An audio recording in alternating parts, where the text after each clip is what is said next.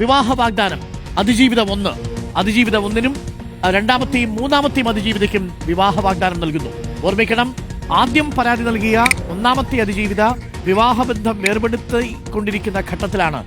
രാഹുൽ മാങ്കൂട്ടം നമ്മൾ ഉദ്ദേശിച്ച ആളല്ല കേട്ടോ. നമ്മള് രാഹുൽ മാങ്കൂട്ടത്തിനെ ഇങ്ങനൊന്നും അല്ല നമ്മൾ വിചാരിച്ചിരുന്നത്. അപ്പം എന്താണേലും ഈ കേരളത്തിന്റെ അങ്ങേറ്റം തൊട്ട് ഇങ്ങേറ്റം വരെ, അതായത് തിരുവനന്തപുരം തൊട്ട് കോഴിക്കോട് വരെ നമ്മുടെ ചേച്ചിമാർക്ക്, അതായത് സ്ത്രീ ജനങ്ങൾക്ക് ആർക്കെങ്കിലും കുടുംബത്ത് എന്തെങ്കിലും വിഷയങ്ങളോ പ്രശ്നങ്ങളോ ഉണ്ടെങ്കിൽ സാന്ത്വനിപ്പിച്ച് ആവശ്യത്തിനധികം സ്നേഹം കൊടുത്ത് ഊട്ടി ഉറപ്പിക്കുന്ന ഒരു ബന്ധം, ഒരു പ്രത്യേക തരത്തിലുള്ള ഒരു ജനപ്രതിനിധിയാണ് രാഹുൽ മാങ്കൂട്ടം. ഞാൻ പ്രത്യേകിച്ച് പറഞ്ഞു തരേണ്ട ആവശ്യമില്ലല്ലോ. ആദ്യമൊക്കെ ഒരു കേസ് വന്നപ്പോൾ നമ്മൾ കരുതി പോട്ടെ പയ്യനല്ലേ, അങ്ങനെയൊക്കെ ഒരു കേസല്ലേ ഉള്ളൂ എന്ന് വിചാരിച്ചു. പിന്നെ രണ്ടാമത്തെ അതിജീവിതം വന്നു, പിന്നെ മൂന്നാമത്തെ അതിജീവിതം, ഇനി 4 ആകും 5 ആകും 6 ആകും, അങ്ങനെ അങ്ങനെ അങ്ങനെ അങ്ങനെ ഇങ്ങനെ എണ്ണങ്ങൾ ഇങ്ങനെ നീണ്ടു പോകും. അപ്പൊ ഇതാണ് നമ്മുടെ ജനപ്രതിനിധി പാലക്കാട് MLA രാഹുൽ മാങ്കൂട്ടം. അപ്പൊ നമ്മൾ ഇന്ന് പറയാൻ ഉദ്ദേശിക്കുന്നത് വെച്ചാൽ രാഹുൽ മാങ്കൂട്ടത്തിന്റെ ഈ സിറ്റുവേഷനും പ്ലസ് നമുക്ക് വേറെ കുറേയധികം കാര്യങ്ങൾ പറയാനുണ്ട്. അതിനോടൊപ്പം തന്നെ എന്തുകൊണ്ടാണ് രാഹുൽ മാങ്കൂട്ടത്തിന്റെ കാര്യങ്ങൾ ഇത്രയധികം ചർച്ചയാകുന്നത്, ഇത് ചർച്ചയാകപ്പെടേണ്ട കാര്യങ്ങളുണ്ടോ എന്നാണ്. പിന്നെ എനിക്ക് ചോദിക്കാനുള്ളത്, ഇതൊക്കെ അതിജീവിതന്മാരാണോ? അപ്പൊ കഴിഞ്ഞ ദിവസം News 18 ഒരു ചേച്ചി റിപ്പോർട്ടറെ നന്നായിട്ട് എടുത്ത് ഉടുക്കുന്നുണ്ടായിരുന്നു. അപ്പൊ ഇത് അതിജീവിതയല്ല എന്നാണ് ആ ചേച്ചിയുടെ വാദം. അപ്പൊ ഞാൻ ആ വാദത്തോട് 100% യോജിക്കുന്നു. ഇതൊക്കെ അതിജീവിതയാണോ? ഒന്ന് ആലോചിച്ച് നോക്കണം. രാഹുൽ മാങ്കൂട്ടത്തിന്റെ ഇടയ്ക്ക് ആദ്യമേ സോഷ്യൽ മീഡിയ വഴി ഒരു പരിചയപ്പെടുത്തുന്നു, പിന്നെ ഹായ് ഹോയ് അങ്ങനെ അങ്ങേറ്റത്തെ ബന്ധം ഇങ്ങേറ്റത്തെ ബന്ധമാകുന്നു. പിന്നെ എന്താണ് ആസ് യൂഷ്വൽ കുടുംബ പ്രശ്നങ്ങൾ പറയുന്നു, അത് സാന്ത്വനിപ്പിക്കുന്നു, കേറാങ്ങളെ കളിക്കുന്നു, അല്ലെങ്കിൽ ബെസ്റ്റ് കളിക്കുന്നു. അത് കഴിഞ്ഞിട്ട് ഞാൻ നിനക്കൊരു ജീവിതം തരാം എന്ന് പറയുന്നു, നീ വിവാഹ മോചനത്തിന് ആവശ്യപ്പെടുന്നു. പിന്നീട് എന്താണ് അങ്ങനെ തുടങ്ങിയിട്ട് പിന്നെ അത് പതുക്കെ സാമ്പത്തിക ചൂഷണം, ശാരീരിക ചൂഷണം, അങ്ങനെ ഇങ്ങനെ വഴിമാറി പോകുന്നു. അപ്പൊ ഈ അതിജീവിതകളെ കൊണ്ട് തന്നെ റൂം അടിപ്പിക്കുന്നു, ശരീര ചൂഷണം നടത്തുന്നു, സാമ്പത്തിക ചൂഷണം നടത്തുന്നു. ഈ ചൂഷണങ്ങളൊക്കെ, ശരീര ചൂഷണങ്ങൾ ഈ സ്ത്രീകളുടെ ഇടയിൽ നിന്ന് നടത്തിയതിനു ശേഷം പിന്നീട് അവരെ കൊണ്ട് പൈസ മുടക്കുന്നു. അപ്പൊ ഇതൊക്കെ എന്താണ്? ഇതൊരു പ്രത്യേക തരത്തിലുള്ള ഒരു അതിജീവിതയായിപ്പോയി. അപ്പൊ ഇതിനൊക്കെ നമ്മുടെ നാട്ടിൽ പറയുന്നത് അതിജീവിതമല്ല, ഇത് അവിഹിത ബന്ധം എന്നാണ് നമ്മൾ പറയുന്നത്. അപ്പോൾ എന്റെ ഈ ചാനൽ ഇഷ്ടപ്പെടുകയാണെങ്കിൽ എല്ലാവരും സബ്സ്ക്രൈബ്, ലൈക്ക്, ഷെയർ എല്ലാം ചെയ്യുക. അപ്പൊ നമുക്ക് തുടരാം. ഒരു ന്യൂസ് കണ്ടന്റ് 24-ന് ലഭിച്ചിരിക്കുന്ന ദൃശ്യങ്ങളാണ്. ആ റൂമിൽ തട്ടുന്നു പോലീസുകാർ, രാഹുൽ മാങ്കൂട്ടത്തിൽ ഇറങ്ങി വരുന്നു, കസ്റ്റഡിയിലെടുക്കുന്നതിന്റെ ദൃശ്യങ്ങൾ, എക്സ്ക്ലൂസീവ് ദൃശ്യങ്ങളാണ്. വിവാഹ വാഗ്ദാനം അതിജീവിതം 1 അതിജീവിതം 1-നും രണ്ടാമത്തെയും മൂന്നാമത്തെയും അതിജീവിതയ്ക്കും വിവാഹ വാഗ്ദാനം നൽകുന്നു. ഓർമ്മിക്കണം, ആദ്യം പരാതി നൽകിയ ഒന്നാമത്തെ അതിജീവിത വിവാഹബന്ധം വേർപെടുത്തിക്കൊണ്ടിരിക്കുന്ന ഘട്ടത്തിലാണ്, അതിനുള്ള പരാതി നൽകിക്കൊണ്ടിരിക്കുന്ന ഘട്ടത്തിലാണ്.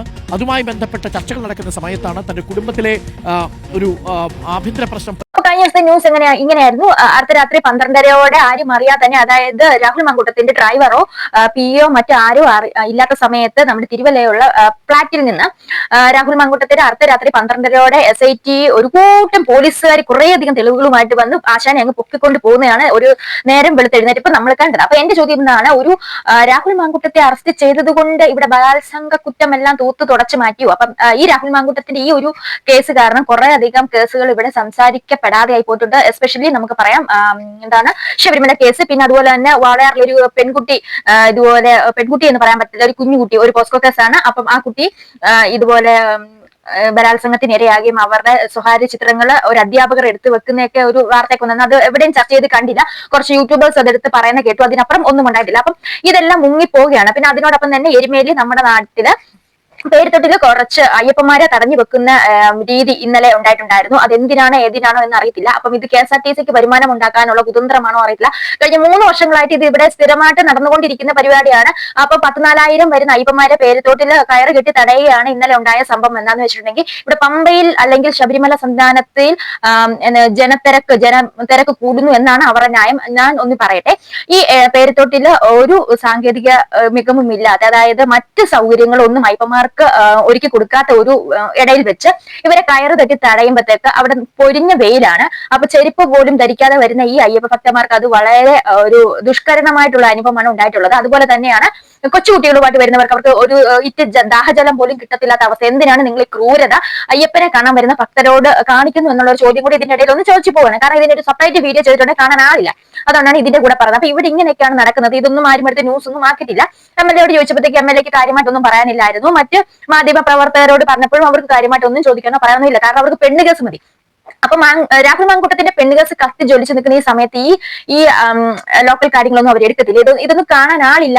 അതിനാൽ അവർക്ക് TRP കിട്ടത്തില്ല എന്നാണ് അതിന്റെ ഒരു വാസ്തവം.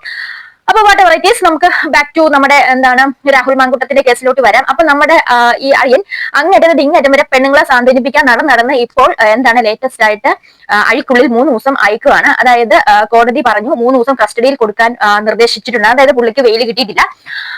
അപ്പം ഇദ്ദേഹത്തിന്റെ അഭിഭാഷകൻ പറയുന്നത് ഒന്നല്ല 9 കേസ് വന്നാലും നേരത്തെ ഇത് വെയിൽ കിട്ടിയതാണ്, അതുകൊണ്ട് തന്നെ ഇതെല്ലാം ഒരുപോലെ ഉള്ളതാണ് പറഞ്ഞത്. അത് എന്താന്ന് വെച്ചിട്ടുണ്ടെങ്കിൽ പോലീസ് ഉന്നയിച്ച കാര്യം ഇദ്ദേഹത്തിന്റെ ഒരു ഐഫോൺ ഉണ്ട് ലേറ്റസ്റ്റ് ആയിട്ട്. അപ്പൊ ഐഫോണിലെ പാസ്വേഡ് പറഞ്ഞു കൊടുത്തില്ല. അപ്പൊ പാസ്വേഡ് പറഞ്ഞു കൊടുത്താൽ ഇതിനപ്പുറത്തെ തെളിവുകളായിരിക്കും എന്ത് അങ്ങനെ, അതായത് ബാങ്ക് അക്കൗണ്ട് കാര്യങ്ങളും മറ്റെവിടെയെങ്കിലും ബിനാമി ഇടപാട് അങ്ങനെയുള്ളതെല്ലാം വരും. എന്നാ വെച്ചിട്ടുണ്ടെങ്കിൽ ഇദ്ദേഹത്തിന് ഈ പീഡിപ്പിച്ച പെണ്ണുങ്ങളിൽ നിന്ന് തന്നെയാണ് പുള്ളി ചെരുപ്പ് വാങ്ങാൻ വരെ പൈസ വാങ്ങിച്ചത്. എന്ത് അവസ്ഥയാണ് നമ്മുടെ MLA യുടെ ഒരു അവസ്ഥ.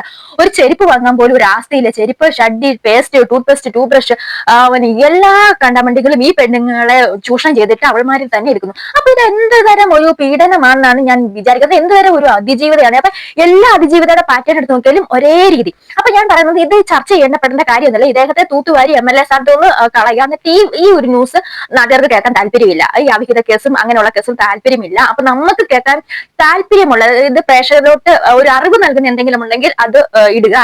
ഈ MLA എന്നുള്ള ഒരാളെ പിടിച്ച് പുറത്താക്കുക. അപ്പൊ പാർട്ടി എന്നാണ് പുറത്താക്കിയെന്ന് വെച്ചാൽ അവർ കൈ കഴുകി അല്ലെ. അവർക്കറിയാം വരാനിരിക്കുന്നത് വലിയൊരു വള്ളിയാണ് പുള്ളി പിടിച്ചു വെച്ചേക്കുന്ന അറിയാം. കാരണം ഇത് 1-ലും 9-ലും നിൽക്കത്തില്ല. ഇനിയും മറ്റ് കുഞ്ഞു കുട്ടികളെ അടക്കം ഒരുപാട് ചൂഷണം ചെയ്തിരുന്ന കാര്യങ്ങൾ ചിലപ്പോൾ വരുമായിരിക്കും, വരത്തില്ലായിരിക്കും. അതുകൊണ്ട് ഇത് മുൻകൂട്ടി അറിഞ്ഞുകൊണ്ട് തന്നെ VT സതീശൻ നമ്മളില്ലേ നാമനാരായണ നമ്മളെ ആ സൈഡിലോട്ട് എന്ന് വിട്ടേക്കെന്ന് പറഞ്ഞിട്ട് പാർട്ടി നേരത്തെ എന്താണ് ഒരു കത്തൊക്കെ അടിച്ചു വെച്ചിട്ടുണ്ടായിരുന്നു. എന്തെങ്കിലും ഒരു ചാൻസ് കിട്ടുവാണെങ്കിൽ ഇവനെ ചവിട്ടി പുറത്താക്കാം. അതുപോലെ തന്നെ അവർ ചവിട്ടി പുറത്താക്കിയിട്ടുണ്ട്. അപ്പൊ എന്താണേലും ആശാന്റെ ഒരു തന്റേടം പറയാതിരിക്കാൻ പറ്റത്തില്ല. ഒരു MLA സ്ഥാനത്ത് നിന്നുകൊണ്ട് തന്നെ പലയിടത്തും റൂം എടുക്കുന്നു. അത് തിരുവല്ല റൂം എടുത്തു. അതായത് ഈ അതിജീവിതയെ കൊണ്ട് തന്നെ റൂം എടുപ്പിക്കുന്നു.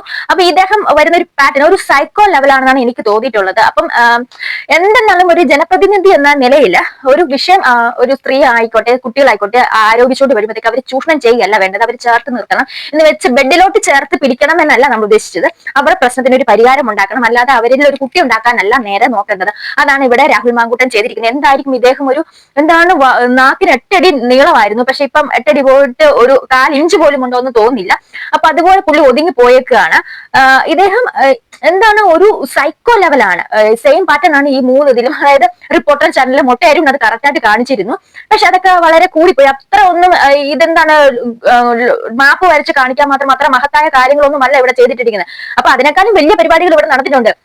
ശബരിമല കേസൊന്നും ഇതുപോലെ മാപ്പും കുന്തവും കുറച്ചപ്പുറം ഒന്നും വരച്ച് കാണിക്കാൻ നിൽക്കുന്നില്ലല്ലോ. അപ്പൊ എന്താണ് TRP മുഖ്യം ബിഗിലേ. അപ്പൊ ഇത് കാണാനേ ആൾക്കാരുള്ളൂ. അതുകൊണ്ടാണ് മൊട്ടയാരും അത്രയും ഇത് വെച്ചിട്ട് അതിജീവിതയോട് പൈസ വാങ്ങിച്ചു 3 അതിജീവിതം ഇങ്ങനെ ടിക്കറ്റ് ഇങ്ങനെ കാണിച്ചിരിക്കുകയാണ്. ഞാൻ ഈ സൈഡിൽ വെക്കാം, നിങ്ങൾ കണ്ടോളൂ. അങ്ങനെ സാമ്പത്തിക ചൂഷണം, ഗർഭം അലസിപ്പിക്കല്, പിന്നെ ഈ 3ാമത്തെ അതിജീവിത വന്നതെന്ന് വെച്ചിട്ടുണ്ടെങ്കിൽ മതിയായ തെളിവുകളോടെയാണ്. അതായത് ഈ ഭ്രൂണം വരെ അവർ എടുത്തു വെച്ചിട്ടുണ്ട്. DNA പരിശോധനയ്ക്ക് പോകുന്നുണ്ട് എന്നൊക്കെ പറഞ്ഞു. രാഹുൽ മാങ്കൂട്ടത്തിൽ DNA പരിശോധനയ്ക്ക് അയക്കുന്നുണ്ട്. എന്ന് വെച്ചാൽ ഈ അതിജീവിത ഇപ്പൊ കൊടുത്തിരിക്കുന്നത് അവര് കാനഡയിൽ സെറ്റിൽഡ് ആണ്.